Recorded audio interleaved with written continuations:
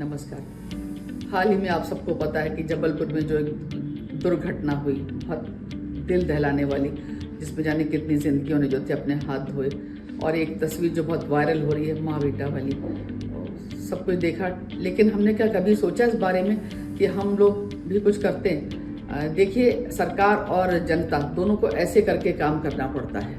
और ये मैंने स्वीडन की सरकार में देखा कि दोनों एक दूसरे के लिए ही बिल्कुल समर्पित हैं। तो हमारी सरकार को जहां ये बात होनी पड़ेगी कि जांच कमेटी के अलावा भी आगे बढ़े और पहले से इन सब बातों पे जो अंकुश, बहुत करारा अंकुश लगाना पड़ेगा। वहीं जनता की भी, हम लोग की सबकी ड्यूटी होती है कि कम से कम जाएं तो पूछें आपकी लाइफ, इतना बड़ा क्रूज में हम जा रहे हैं, हमें यही नहीं पता कि लाइफ जैकेट भी पहनी जाती है। और सब लोग कह रहे थे कि हमें तो पता ही नहीं था कि लाइफ जैकेट ऐसे नहीं होता जी, सबको पता होता है, बस ये कि उस टाइम मस्ती में आ जाते हैं तो हम लोग भूल जाते हैं। और थोड़ा जो ड्राइवर जो भी उनके जा रहे हैं, उनको क्या बोलते हैं मुझे नहीं पता, वो लोग जो हैं उनके साथ कोई और लोग है कि नहीं, एक या दो लोग वहाँ बैठ जाएं और वो चलाने लग जाएं।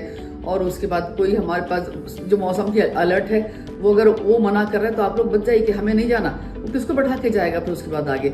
ये तो एक बात है। जहां हमारा बस नहीं चलता, देखिए जैसे उड़ान में हम जाते हैं, हमें पता ही नहीं चलता कि क्या पायलट है, वो अलग बात है। लेकिन जहां जहां हमारा बस चलता है वहां तो कम से कम अपनी वो चलाएं। जैसे सिनेमा हॉल्स में जा रहे हैं, ओवर क्राउडिंग है, एसीज नहीं चल रहे हैं, पिक्चर पूरी देखेंगे हम तो क्योंकि हमने पैसे दिए नहीं, आप शोर मचाइए।